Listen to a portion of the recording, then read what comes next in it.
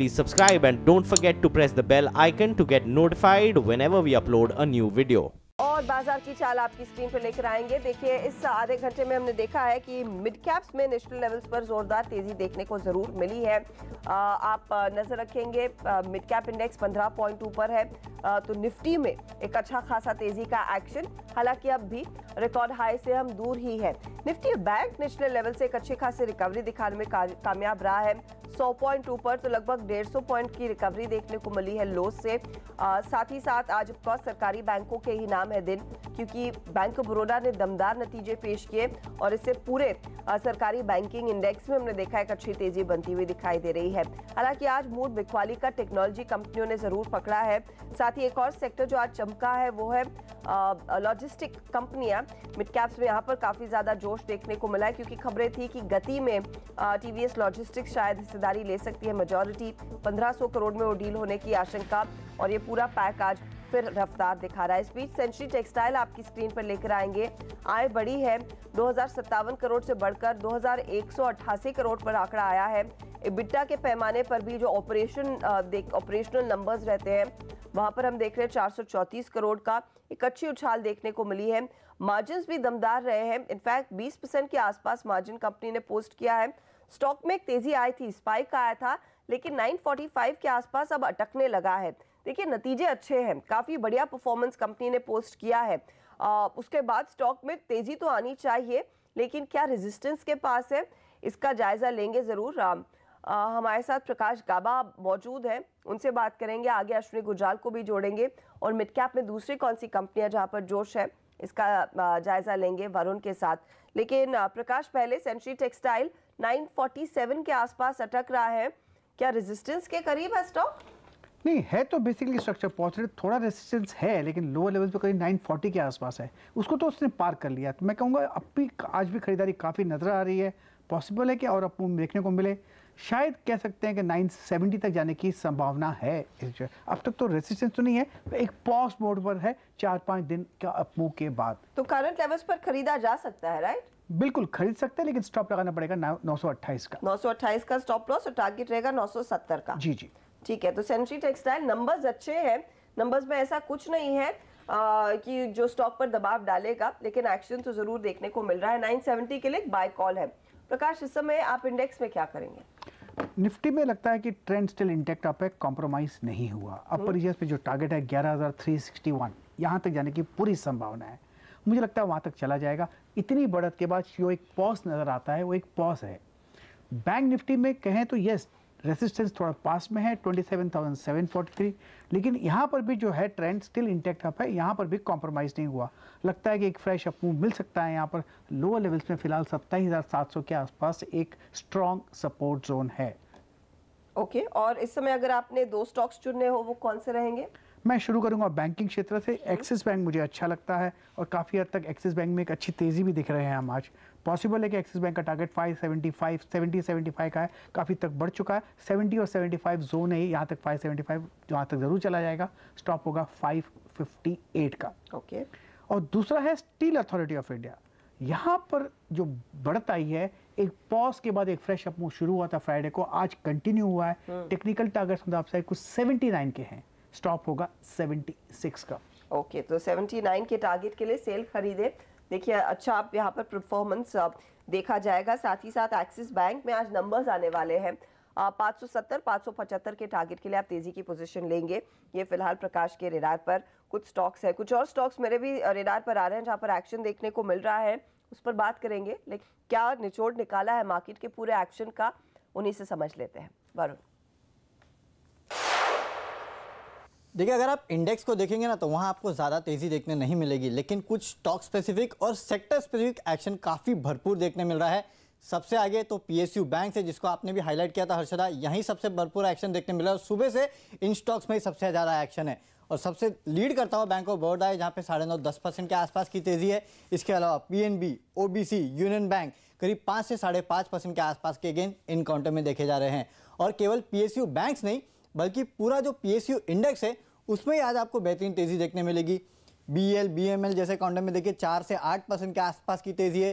Hindustan aeronautics में करीब 5% के आसपास के गेन से, फर्टिलाइजर स्टॉक्स में GSFC को अगर आप देख लीजिए, यहाँ भी करीब 5% के आसपास के गेंस है। तो केवल PSU बैंक से नहीं बल्कि पूरा PSU स्पेस जो है वो आज भरपूर बस कर रहा है। इसके अलावा कुछ चुनिंदा मिड कैप फार्मा स्टॉक्स है जिनमें आज अच्छी खासी तेजी देखने मिल रही है। डिवीज लैब 4.5%, स्पार्क और वोकार्ड जैसे काउंटर में करीब 3% के आसपास के गेंस देखे जा रहे हैं। नतीजों का सीजन है तो नतीजों के चलते जो स्टॉक्स एक्शन में है उनमें देखिए सबसे आगे न्यू इंडिया एश्योरेंस, कुछ ही देर पहले इस कंपनी के नतीजे आए, 6% के आसपास की तेजी इसमें है। कोरोमंडल इंटरनेशनल के नंबर आए, 3% के आसपास की तेजी इसमें है। लेकिन सीमेंट में देखिए जेके सीमेंट के नंबर्स आए, नतीजों के बाद स्टॉक की भरपूर पिटाई हो रही है, करीब 2.5% के आसपास की गिरावट है। दो स्टॉक्स जो फोकस में है, एक तो जुबिलेंट लाइफ, क्योंकि अपने फार्मा बिजनेस का IPO लाने वाली ऐसे खबरें हैं और खबरों के बाद देखिए स्टॉक में दरअसल प्रॉफिट बुकिंग देखने मिली है, 3.5% के आसपास की गिरावट अब इस काउंटर में देखने मिल रही है। और TCNS क्लोथिंग आज की लिस्टिंग है, काफी कमजोर लिस्टिंग थी इस काउंटर की, अब देखिए करीब 10-10.5% के आसपास की गिरावट इस काउंटर में देखने मिल रही है। इसके अलावा जिन स्टॉक्स में बेहतरीन प्राइस वॉल्यूम एक्शन तेजी की तरफ है उसमें गोदरेज प्रॉपर्टी से करीब 4% के आसपास की तेजी यहाँ है। PC ज्वेलर्स, कैपिटल फर्स्ट और आइडिया, इनफैक्ट आज तो आइडिया के नतीजे भी आने वाले हैं, उसके पहले करीब 2.5% के आसपास की तेजी इस काउंटर में है। लेकिन जिन काउंटर्स की धुलाई हो रही है उसमें देखिए मैक्स फाइनेंशियल 4% के आसपास की गिरावट है, वहीं नैल्को, इन्फो एज और TVS मोटर, ये वो तमाम ऐसे काउंटर्स हैं जिनमें आज गिरावट के साथ कारोबार हो रहा है। ओके, तो ये फिलहाल कुछ काउंटर्स यहाँ पर आज एक्शन जरूर देखने को मिला। इनफैक्ट जुबिलेंट लाइफ पर जो गिरावट है उसके पीछे वो खराब नंबर्स भी आप देख सकते हैं, क्योंकि ये क्वार्टर थोड़ा सा दबाव वाला रहा है जुबिलेंट लाइफ का, शायद उस पर बाजार ज्यादा रिएक्ट कर रहा है। ऑफ कोर्स ये 3.5% के नुकसान के साथ ट्रेड करता हुआ। वो फार्मा बिजनेस का IPO आएगा, ये खबर तो वैसे भी वरुण बता ही रहे थे, कई दिनों से इस अफवाह पर ये स्टॉक चला भी है। दो स्टॉक्स जो इस समय चल रहे हैं उस पर फोकस करते हैं, एक है लिबर्टी शूज, दूसरा है स्ट्राइड्स शाशून। प्रकाश हमारे साथ है। प्रकाश, दोनों में से क्या दोनों ट्रेड्स अच्छे लग रहे हैं या फिर एक चुनेंगे? पर लिबर्टी शू का जो मुझे चार्ट है हायर टाइम फ्रेम पे लगता है कि मुझे यहाँ पर अच्छा बेस बन रहा है, तो ये एक लेने की जगह अच्छी है। थोड़ा वक्त लग सकता है लेकिन मुझे इसका टारगेट जो करीब है 200 का नजर आता है। लेकिन अगर शॉर्ट टर्म में देखना है तो आज कल की बात करें तो मुझे लगता है 195 तो इजीली चला जाएगा, शायद आज ही चला जाए, भरोसा नहीं है। तो लिबर्टी शूज तो एक ऐसा लगता है। रही बात स्टार की, स्टार शासन, यहाँ पर भी बेस बन रहा है, आज बहुत ही अच्छा आपको मिला है, यहाँ अब भी खरीद सकते हैं। स्टॉप होगा 373 का और अब शायद कुछ 390 का एक चांस रखता है, तो दोनों में ही लॉन्ग मूव बन सकते हैं। तो इस समय का ट्रेड जो अभी लेने वाले ट्रेड्स हैं, स्ट्राइड साशून 390 के टारगेट के लिए आप तेजी करके चलेंगे और लिबर्टी 195 का टारगेट रहेगा, यहाँ पर भी तेजी की ही पोजीशन लेनी चाहिए। तो ये फिलहाल कुछ और स्टॉक्स जो इस समय एक्टिव है, वॉल्यूम एक्शन देखने को मिला है और आपकी तेजी की पोजीशन होनी चाहिए। कुछ और स्टॉक्स आपके लिए स्पॉट करेंगे, कुछ मंदी के आइडियाज भी दिखाई दे रहे हैं, लेकिन सोनम हमारे साथ जुड़ गई हैं और जो आज नतीजे आने वाले हैं इसमें देखिए कई स्टॉक्स है जो आप सब ट्रैक कर रहे हैं काफी closely. InterGlobe aviation, DMart, Escorts, अब क्या उम्मीद है बाजार की, सोनम बताएंगी। सोनम, क्या एक्सपेक्टेशन है?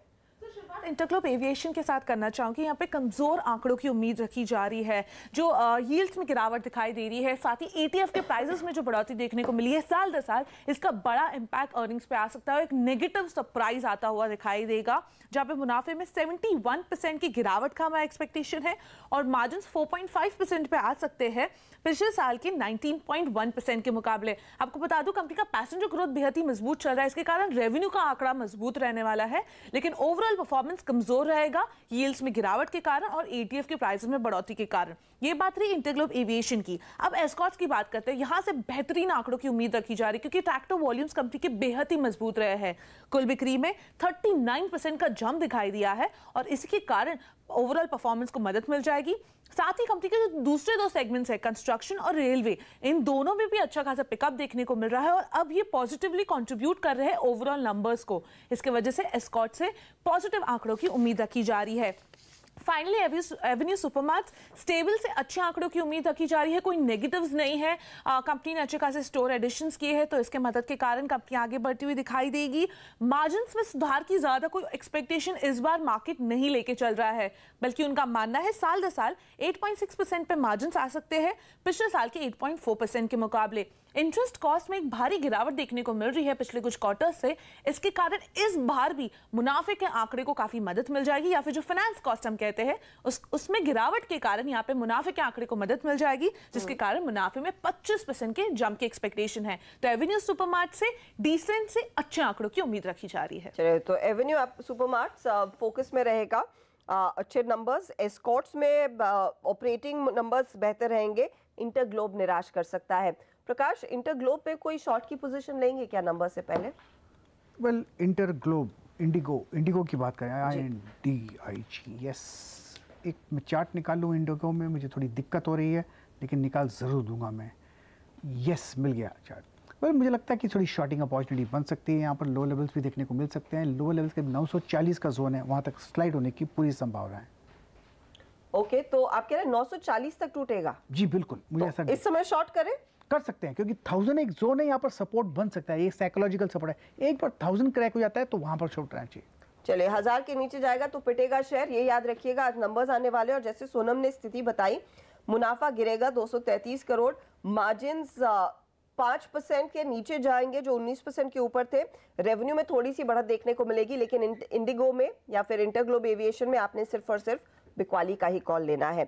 आज बताइए, आईसीआईसीआई तेजी करेंगे? यहाँ बिल्कुल ऐसा भी अच्छा मौका मिल रहा है। यहाँ पर मुझे लगता है बहुत टाइट स्टॉप है, करीब 302 का 312 के टारगेट नजर आते हैं आईसीआईसीआई बैंक। आज का टारगेट है ये? जी हाँ बिल्कुल, 312 का टारगेट यहाँ पर आप आईसीआईसीआई बैंक में अभी भी मौका है। नंबर्स आए और उसके बाद देखिए स्टॉक मजबूत खुला, फिर कुछ अटका था, फिर तेजी आई और अब यहाँ पर नई तेजी में 6 रुपए और ऊपर जाएगा। 312 के लिए आईसीआईसीआई बैंक आपने खरीदना है। आईसीआईसीआई बैंक की तरह ही आज बैंक ऑफ बड़ौदा ने भी काफी जान डाली है निफ्टी बैंक में। हर मोर्चे पर बैंक का प्रदर्शन शानदार रहा है और मैनेजमेंट का ये कहना है कि आने वाले तिमाहियों में बैंक के मार्जिन्स में और बढ़ोतरी देखने को मिलेगी। बैंक के सीएमडी पीएस जयकुमार और ईडी मयंक मेहता से बात की प्रदीप पंड्या ने।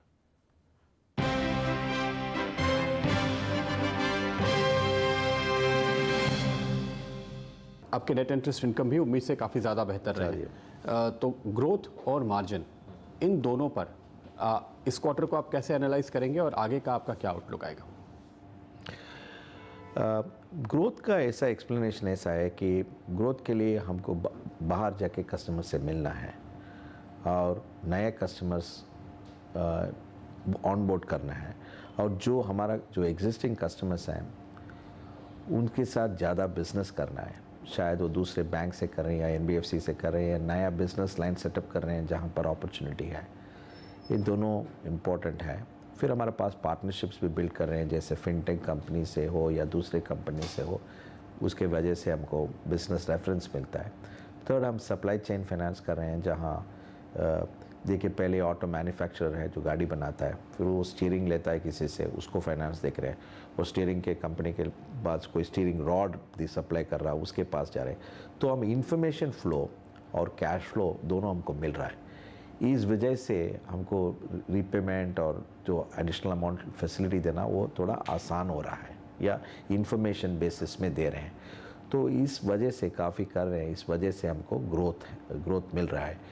और वैसे भी पब्लिक सेक्टर बैंक कंपनीज़ को देखें, नया प्रोजेक्ट्स हो रहा है, डाल रहे हैं, और जो एनसीएलटी में जो कंपनी जो बेचते हैं, जो नया वाला जो खरीदते हैं, वो भी इन्वेस्ट कर रहे हैं।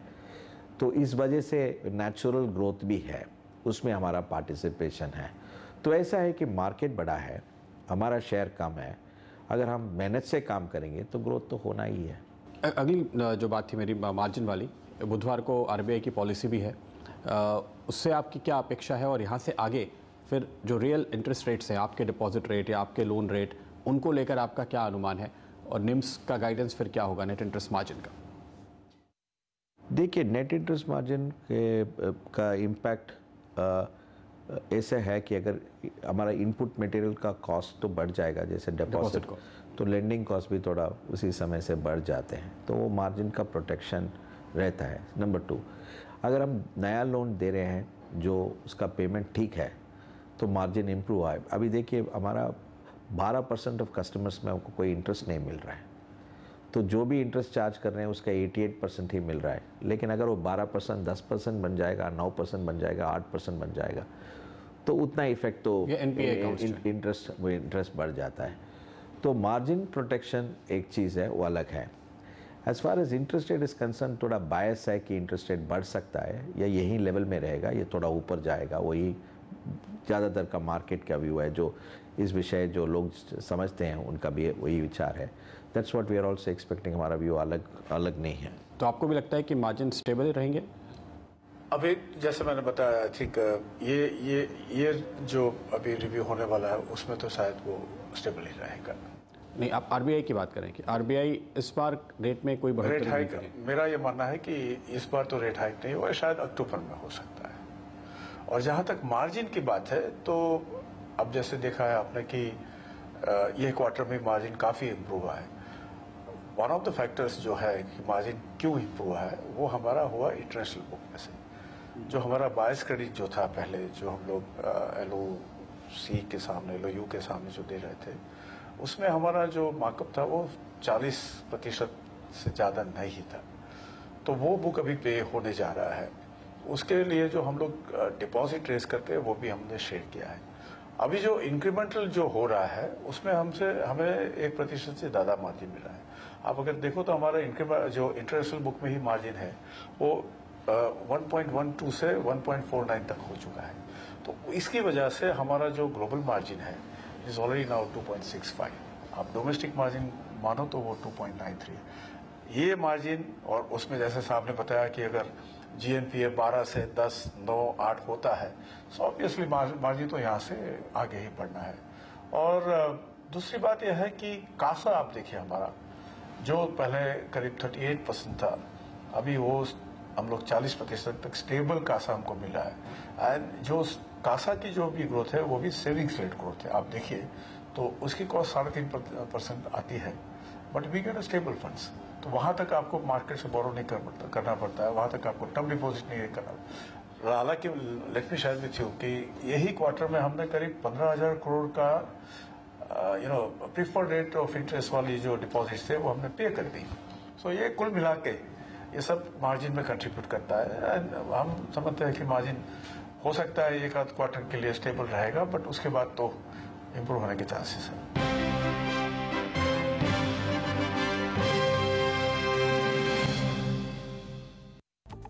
आपकी स्क्रीन पर पहले लाएंगे स्ट्राइड साशून का शेयर, क्योंकि हमने इसको कुछ ही देर पहले आइडेंटिफाई किया और देखिए 390 का प्रकाश का टारगेट था, 391 रुपए 40 पैसे पर इस समय ट्रेड हो गया, तो टारगेट हिट हो चुका है। यहाँ पर प्रकाश, बधाई उस बेहतरीन शानदार ट्रेड के लिए। 5 मिनटों में लोगों की कमाई हो गई।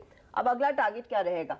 मुझे लगता है 400 की तरफ जाने की कोशिश करेगा। अब 392 हो गया है अभी, लेकिन अब भी तेजी बाकी है। इतना अपमूव मिला है, मेरे ख्याल से 400 एक लॉजिकल टारगेट होना चाहिए स्टार के लिए। ओके, और स्टॉप लॉस को आप बढ़ाएंगे फिर निचले लेवल से? बिल्कुल 378 कर देना चाहिए। चलिए 378 का स्टॉप लॉस, ये आप कैरी करेंगे ट्रेड को 400 के टारगेट के लिए। पहला टारगेट 390 का था, वो अचीव हो चुका है।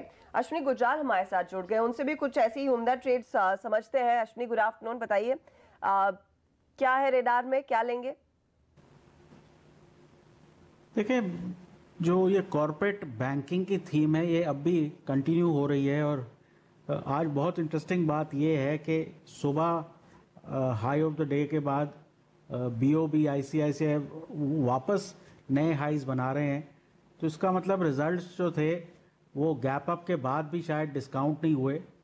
तो इसके चलते मेरे हिसाब से बैंकिंग में रुझान पॉजिटिव रहेगा। ऑल्दो रिटेल प्राइवेट बैंक्स काफ़ी नीचे हैं, तो मेरे को लगता है कि अभी रियल बाइंग PSU बैंक्स में अब आएगी। अगर ये जो सारा ट्रेंड है ये कंफर्म होता है कि कुछ ऐसा बदल रहा है कॉर्पोरेट लेंडर्स में, तो इंडिविजुअल स्टॉक्स में एक्सिस बैंक बाय है, 558 का स्टॉप, 580 का टारगेट। सिंडिकेट बैंक बाय है, 44 का स्टॉप और 50 का टारगेट। और VIP इंडस्ट्रीज बाय है, 490 का स्टॉप और 515 का टारगेट। ओके, तो काफी इंटरेस्टिंग ट्रेड्स। VIP तेजी करे 515 के टारगेट के लिए, लेकिन बैंकों में आज देखिए पूरा एक्शन है। तो बैंकों में इस समय अश्विनी कह रहे हैं सिंडिकेट बैंक आप लॉन्ग करके चलेंगे, 50 के टारगेट के लिए आप खरीदिए इस शेयर को। 44 स्टॉप लॉस का काम करेगा। और एक्सिस बैंक भी एक तेजी का ही खिलाड़ी है, जहां पर आप 580 के टारगेट के लिए तेजी करेंगे। 558 आपके लिए स्टॉप लॉस का काम करेगा। प्रकाश ने भी कुछ देर पहले एक्सिस बैंक ही चुना था, 575 उनका टारगेट है। शुक्रिया अश्विनी। अश्विनी को आज हम आखिरी सौदा में एक बार फिर जोड़ेंगे कुछ और उम्दा ट्रेड्स के लिए। स्पीच राइट्स आपकी स्क्रीन पर लेकर आते। देखिए आज सुबह में स्टॉक काफी भागा था, उस बड़े ऑर्डर के चलते नतीजे आ गए हैं। रेवेन्यू में यानी कि कंपनी की आमदनी में 11% का उछाल देखने को मिला है। इबिट्टा बढ़ा है, 356 करोड़ से बढ़कर 410 करोड़ पर आया और मुनाफे में बढ़त देखने को मिली है, लेकिन मुनाफा थोड़ा सा बढ़ा है, 333 करोड़ से या फिर 37 करोड़ से बढ़कर 363 करोड़ पर राइट्स का मुनाफा आया है। स्टॉक आधा % ही ऊपर है। प्रकाश, रीसेंट लिस्टिंग और आप रीसेंट लिस्टिंग को भी पढ़ लेते हैं, 266 पर है, क्या किया जाए? इनफैक्ट राइट्स का जो मुझे चार्ट काफ़ी हद तक अच्छा लग रहा था और मुझे लगता है अब भी इसमें अपमूव है। अब जो आज बार बना हुआ है, ये लगता है कि प्रॉफिट बुकिंग है, लेकिन ये पॉज है। इतनी बढ़त के बाद 200 से करीब 290 बढ़ा, तो अगर पॉज मिलता है तो मैं नथिंग टू वरी, होल्ड कीजिए। स्टॉप होना चाहिए करीब अराउंड 259 का। अपसाइड अब भी ऑन है, शायद 300 की तरफ जा सकता है, 290 फिर 300 की तैयारी देखिए। पहले 290 का टारगेट और स्टॉक देखिए, नंबर्स के बाद अब चल पड़ा है एक बार फिर 1.5% की बढ़त के साथ। नतीजे अच्छे हैं, ये आप समझ लीजिए, और स्टॉक में तेजी की पोजीशन है तो होल्ड कीजिए। 290 का टारगेट पहला है, आगे 300 की तरफ भी जाएगा। चलिए इसी के साथ वक्त यहीं पर पूरा हो रहा है। मिड कैप मंत्र में मुझे दीजिए इजाजत। शुक्रिया प्रकाश मार्ले, समय निकालकर बढ़िया ट्रेड्स देने के लिए। लेंगे एक ब्रेक के बाद लेकर आएंगे नोया कंपनी। आप बने रहिए CNBC आवाज के साथ।